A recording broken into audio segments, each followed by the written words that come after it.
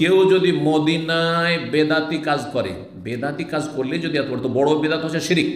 যদি মদিনায় শিরিক করে, মাদাদ ইয়া রাসূলুল্লাহ, হ্যাঁ যদি করে, অনেকে এসে করে, কিন্তু নবী সাল্লাল্লাহু আলাইহি ওয়াসাল্লামের কাছে আরজি করে, দরখাস্ত করে, আমার রোগ ভালো করে দেন, আমার বালা মুসিবত দূর করে দেন। হ্যাঁ, এক যুবতী মেয়ে পাকিস্তান থেকে এসছে, কলেজ পড়লো, ইউনিভার্সিটি, আমাদের যুগে, আমরা যখন ছাত্র জীবনে, আজকে থেকে 33-34 বছর আগে। তা আমার সঙ্গে একজন বন্ধু বিহারের ছিলেন, আব্দুর রহমান বললেন, ও মাদানি, আর বানারস জামিয়া সালেফিয়া থেকে, আমরা ওখান থেকে বন্ধু পরিচিত, পরেশগার মশাইজন ওর সাথে খুব খাতির ছিল। আমরা দুইজনেই যেমন মদিনা ইউনিভার্সিটি 18 রমজান ছুটি হইতো, এতেকাপ করতে মক্কা চলে যেতাম। জি, 3 বছর ভাবে গেছি, একসাথে আমরা এতেকাপ করতাম পাশাপাশি থেকে। তো খুব ঘনিষ্ঠতা ছিল। বলছে যে মসজিদে নববীতে আমিও ডিউটি করেছি, কিন্তু তার সাথে ঘটনা ঘটেছে। বলছে যে এক মহিলা আসলো, হ্যাঁ, কলেজ থেকে পাশ করেছে, আর বিয়ের বয়স হয়ে গেছে, হয়তো 25, 28, 30 হয়ে যাচ্ছে, বিয়ে হয় না। তো একটা দরখাস্ত লিখে নিয়ে এসছে, একটা কি লিখে এসছে, চিরকুট, কথা বুঝছেন না, একটা কাগজ, ছোট কাগজ লিখে নিয়ে এসছে, 10টি কি লিখে নিয়ে এসছে, আরজি দরখাস্ত লিখে নিয়ে এসছে। সবগুলি কার কাছে? রাসূলুল্লাহর কাছে। ইয়া রাসূলুল্লাহ রহম ফরমাইয়ে, কারণ তবলিগ জামাতের কিতাবে আছে, তবলিগ জামাতের কে ফাজাইল আছে, তারাহাম ইয়া নবী আল্লাহ তারাহাম, জি, মাওলানা জামির কাসিদা, হ্যাঁ, কবিতাতে আছে। তো শিখবে না কেন? এগুলো শিখেছে, দেওবন্দি হরবের লোক এগুলো শিখে আসছে সেখান থেকে।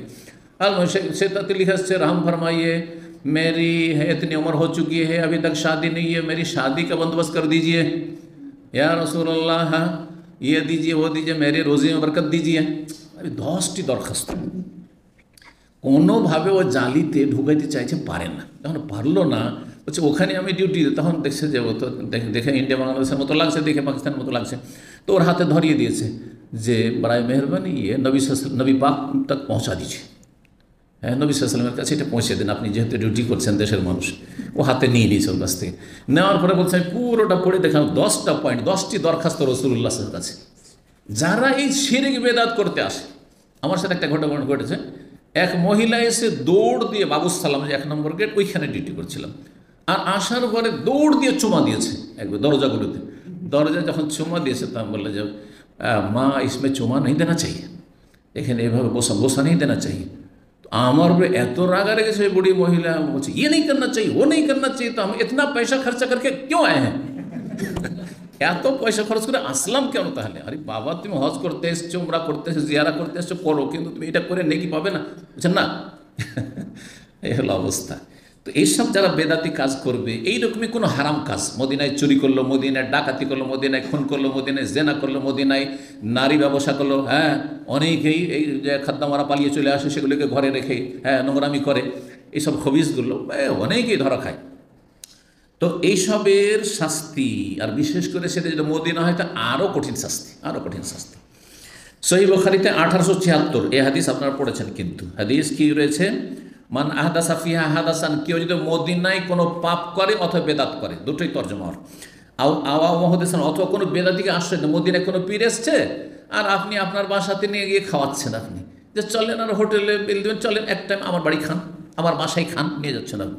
আওয়া মহদেসান, এক টাইম কোনো বিদাতি মোল্লাকে খাওয়াচ্ছেন আপনি, যে বিদাত ছড়াচ্ছে দেশে, যদি এই কাজ করেন, ফাআলাইহি লানাতুল্লাহ, তার আল্লাহর লানত রয়েছে, ওয়াল মালায়েকা, সমস্ত ফেরেশতার লানত রয়েছে, ওয়ান নাস, সমস্ত মানুষের লানত রয়েছে, লা ইউকবালু মিনহু আদলুন ওয়া সারফ, ফরজ নফল কিছু কবুল হবে না। আল্লাহু আকবার। সাবধান, মদিনায় পাপ করলে, মদিনায় বেদাত করলে কঠিন শাস্তি, এবং বেদাতিকে আশ্রয় দিলে, কোনো পাপীকে আশ্রয় দিলে। নামাজ পড়ে না, বেনামাজি, আর মদিনায় আপনি প্রবাসী আছেন, আপনার আত্মীয়, বন্ধু, স্কুলের, কলেজের, সেজন্য তাকে রুমে জায়গা দিয়েছেন, যে থাক, আমার রুমেই থাক, হারাম আপনার জন্য, আপনার লানত হচ্ছে, লানত হচ্ছে, খাওয়াচ্ছেন, লানত হচ্ছে, তাকে রাত কাটাতে দিয়েছেন, লানত হচ্ছে।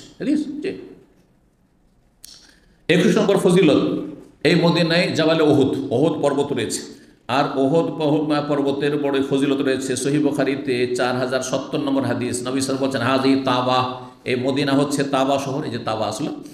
আর তারপরে ওহুদকে যখন দেখতে পেলেন, তখন হাযা জুবাইলুন বা জাবালুন ইউহিব্বুনা ওয়া নুহিব্বু, এই পাহাড় পর্বত আমাদেরকে ভালোবাসে, আর আমরা তাকেও ভালোবাসি। তাহলে পাথরের ভিতরেও, জড় পদার্থে তো কি রয়েছে, হ্যাঁ, ভালোবাসা, প্রাকৃতিক ভালোবাসা রয়েছে, ভালোবাসা আছে, সেটা আমাদের কাছে অনুভূত না, আমরা বুঝি না। যেমন মরা মানুষের ওপর যা কিছু হচ্ছে গাইবে, আমরা দেখতে পাই না, তাই না? মানুষ মারা গেছে, পাপিষ্ট, তার শাস্তি হচ্ছে। ভালো মানুষ সে আরাম পাচ্ছে, তার দেমনিকা তাড়াতাড়ি আমাকে দাফন করো, তাড়াতাড়ি দাফন করো, চিৎকার করছে, আমরা বুঝি না, দেরি কেন করছো? ঠিক ওই রকমই পাহাড় পর্বত ভালো মানুষকে ভালোবাসে, আল্লাহর জমিন ভালোবাসে, যেই জায়গায় সালাত আদায় করে ভালোবাসে, যেই জায়গায় ইবাদতবন্দি করে ভালোবাসে, যেই জায়গায় বসবাস করে নেকির কাজ করে ভালোবাসে, যেই জায়গায় দিনের কাজ করে সেই জায়গাগুলি ভালোবাসে, এই জায়গাগুলো আমাদেরকে ভালোবাসে, কিন্তু আমরা জানি না, আমরা বুঝি না। জি, নবী সাল্লাল্লাহু আলাইহি ওয়াসাল্লাম বলেছেন যে তো ওহদ পাহাড় আমাদেরকে ভালোবাসে, আমরাও ভালোবাসি।